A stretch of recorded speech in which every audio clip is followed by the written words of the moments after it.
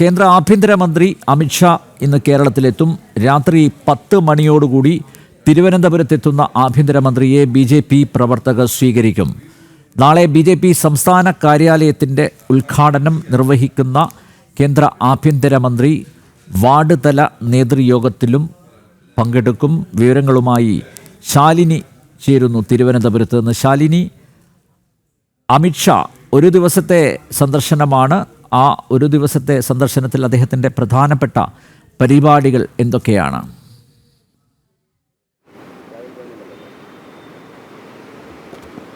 അനിൽ നമ്പ്യാർ, ഇന്ന് രാത്രി 10 മണിയോടുകൂടിയാണ് കേന്ദ്ര ആഭ്യന്തരമന്ത്രി അമിത്ഷാ തലസ്ഥാനത്തെത്തുന്നത്. അനന്തപുരി കേന്ദ്ര ആഭ്യന്തരമന്ത്രിയെ സ്വീകരിക്കാനായി എല്ലാ രീതിയിലുള്ള ഒരുക്കങ്ങളും തയ്യാറെടുപ്പുകളും പൂർത്തിയാക്കിയിരിക്കുകയാണ്. നീണ്ട ഒരു കാത്തിരിപ്പിന് ശേഷം BJPയുടെ സംസ്ഥാന കാര്യാലയം മാരാർജി ഭവന്റെ ഔദ്യോഗിക ഉദ്ഘാടന ചടങ്ങുകൾക്കാണ് പ്രധാനമായും കേന്ദ്ര ആഭ്യന്തരമന്ത്രി എത്തുന്നത്. ഇന്ന് രാത്രി 10 മണിയോടുകൂടി തിരുവനന്തപുരം വിമാനത്താവളത്തിൽ ആഭ്യന്തരമന്ത്രി എത്തും. BJP സംസ്ഥാന അധ്യക്ഷൻ രാജീവ് ചന്ദ്രശേഖർ, ഒപ്പം തന്നെ മുതിർന്ന BJP നേതാക്കന്മാർ അടക്കമുള്ളവർ ചേർന്ന് അദ്ദേഹത്തിനെ സ്വീകരിക്കും. ശേഷം സ്വകാര്യ ഹോട്ടലിൽ വിശ്രമിക്കും. നാളെ രാവിലെ 11 മണിക്കാണ് ഔദ്യോഗികമായി മാരാർജി ഭവന്റെ ഉദ്ഘാടനം നടക്കുന്നത്. റിബൺ കട്ടിങ്, ഒപ്പം തന്നെ മാരാർജിയുടെ പ്രതിമാനാച്ഛാദനം അടക്കമുള്ള ചടങ്ങുകൾ 11 മണിയോടുകൂടി സംസ്ഥാന കാര്യാലയത്തിൽ നടക്കും. അതിനുശേഷം 11:30 വാർഡ് തല നേതൃസംഗമത്തിൽ അദ്ദേഹം പങ്കെടുക്കുന്നുണ്ട്. ഒരു പൊതുപരിപാടിയാണ്.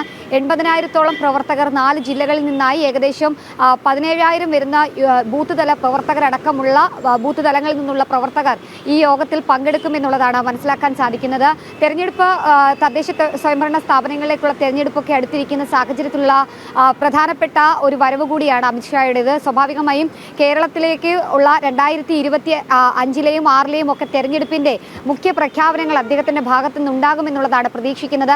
ഏത് തരത്തിൽ ഏതെല്ലാം വിധേന തദ്ദേശ സ്വയംഭരണ സ്ഥാപനങ്ങളിലേക്കുള്ള തെരഞ്ഞെടുപ്പിൽ മുന്നൊരുക്കങ്ങൾ നടത്താമെന്ന് അടക്കമുള്ള കാര്യങ്ങളിൽ ഒരു ഔദ്യോഗിക പ്രഖ്യാപനം അടക്കമുണ്ടാകും. ഒപ്പം തന്നെ കേരളത്തിൽ ഉണ്ടാകുന്ന നിലവിലുണ്ടായിക്കൊണ്ടിരിക്കുന്ന രാഷ്ട്രീയ പ്രശ്നങ്ങളിൽ കൃത്യമായ പ്രതികരണങ്ങളും അമിത്ഷായുടെ ഭാഗത്തു നിന്ന് ഉണ്ടാകുമെന്നുള്ളതാണ് നമുക്ക് മനസ്സിലാക്കാൻ സാധിക്കുന്നത്. പ്രത്യേകിച്ച് ഗവർണർ സർക്കാർ പോരൊരു ഭാഗത്ത് തുടരുകയാണ്. സർവകലാശാലകളിൽ നടക്കുന്നുള്ള ക്രമക്കേടുകൾ, അഴിമതികൾ, സമരങ്ങൾ, ഇതിലൊക്കെ കൃത്യമായ ഇടപെടലും കൃത്യമായ പ്രതികരണങ്ങളും അദ്ദേഹത്തിന് ഈ പ്രസംഗത്തിലൊക്കെ ഉണ്ടാകുമെന്നുള്ള പ്രതീക്ഷയിലാണ്. എന്തായാലും പ്രവർത്തകരൊക്കെ ആവേശത്തിലാണ്. ഒരുക്കങ്ങളെല്ലാം BJPയുടെ സംസ്ഥാന കാര്യാലയത്തിൽ നടന്നുകൊണ്ടിരിക്കുകയാണ്. നമുക്കറിയാം, ഉദ്ഘാടനത്തിന്റെ തീയതി പ്രഖ്യാപിക്കുന്നത് കാത്തിരുന്ന പ്രവർത്തകരാണ്. പാലുകാച്ചൽ ചടങ്ങുകൾ നടന്നതിന് ശേഷം ഒരു ചെറിയ ഇടവേള എടുത്തു. ആ ഇടവേളയ്ക്ക് ശേഷം നിർമ്മാണ പ്രവർത്തനങ്ങളെല്ലാം പൂർത്തിയാക്കിക്കൊണ്ടാണ് അത്യാധുനിക സംവിധാനത്തോടുകൂടി ഒരു സംസ്ഥാന കാര്യാലയം BJPക്ക് തലസ്ഥാനത്ത് ഒരുങ്ങിക്കൊണ്ടിരിക്കുന്നത്. ഒരുപക്ഷെ മറ്റ് പാർട്ടികൾക്കൊന്നും അവകാശപ്പെടാൻ സാധിക്കാത്ത രീതിയിലുള്ള സംവിധാനങ്ങളാണ് ഈ ഒരു സ്റ്റേറ്റ് ഓഫീസിൽ ഒരുക്കിയിട്ടുള്ളത്. അതിൻ്റെ ഔദ്യോഗികമായ ഉദ്ഘാടനമാണ് നാളെ കേന്ദ്ര ആഭ്യന്തരമന്ത്രി നിർവഹിക്കാൻ പോകുന്നത്. എന്തായാലും കാത്തിരിക്കുകയാണ്. ഒപ്പം തന്നെ അതിനു വേണ്ടിയിട്ടുള്ള തയ്യാറെടുപ്പുകൾ പൂർത്തീകരിക്കുന്നു. നേതൃസംഗമം നടക്കുന്നത് പുത്തരിക്കണ്ടം മൈതാനത്താണ്. അവിടെയാണ് 80,000-ലധികം വരുന്ന പ്രവർത്തകരെ പ്രതീക്ഷിക്കുന്നത്. 4 ജില്ലകളിൽ നിന്നായി ഉള്ള പ്രവർത്തകർ നാളെ നടക്കുന്ന ഈ നേതൃസംഗമത്തിൽ പങ്കെടുക്കുമെന്നുള്ളതാണ്, വാർഡുതല നേതൃസംഗമത്തിൽ പങ്കെടുക്കുമെന്നുള്ളതാണ് BJPയുടെ സംസ്ഥാന അധ്യക്ഷൻ രാജീവ് ചന്ദ്രശേഖർ അടക്കം അറിയിച്ചിട്ടുള്ളത്. കൂടാതെ തന്നെ BJPയുടെ മുതിർന്ന നേതാക്കന്മാർ അടക്കമുള്ളവരും ഈ പരിപാടിയുടെ ഭാഗമാവുകയും ചെയ്യുന്നു. എന്തായാലും എല്ലാ രീതിയിലുള്ള ഒരുക്കങ്ങളും തയ്യാറെടുപ്പുകളും പൂർത്തിയാക്കി. ഒപ്പം തന്നെ അമിത്ഷായുടെ വരവ് പ്രമാണിച്ച് ഗതാഗത നിയന്ത്രണങ്ങളുണ്ട്. ഒപ്പം തന്നെ സുരക്ഷാ ക്രമീകരണങ്ങൾ തലസ്ഥാന നഗരിയിൽ ശക്തമാക്കിയൊരു സാഹചര്യമുണ്ട്. അദ്ദേഹം താമസിക്കുന്ന സ്വകാര്യ ഹോട്ടൽ, പരിപാടി നടക്കുന്ന BJPയുടെ സ്റ്റേറ്റ് ഓഫീസും ഒപ്പം തന്നെ പുത്തരിക്കണ്ടം മൈതാനത്തും അതീവ സുരക്ഷാ വലയത്തിലാണ് കഴിഞ്ഞ ഒരാഴ്ചയായുള്ളത്. ആ സുരക്ഷാ ക്രമീകരണങ്ങൾ ഇപ്പോഴും പോലീസും ഒപ്പം തന്നെ കേന്ദ്രസേനയും ഒക്കെ തന്നെ വീക്ഷിച്ചുകൊണ്ടിരിക്കുകയാണ്. എന്തായാലും ഒരുക്കങ്ങൾ പൂർത്തിയാക്കുന്നു.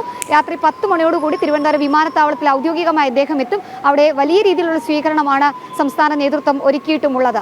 അനിൽ നമ്പ്യാർ. ശാലിനി, തിരുവനന്തപുരത്തെ പരിപാടികൾക്ക് ശേഷം ആഭ്യന്തരമന്ത്രി കണ്ണൂരിലെത്തി ശ്രീ രാജരാജേശ്വര ക്ഷേത്രത്തിൽ ദർശനം നടത്തുന്നുണ്ടോ? നേരത്തെ അങ്ങനെയുള്ള വാർത്ത ഉണ്ടായിരുന്നു.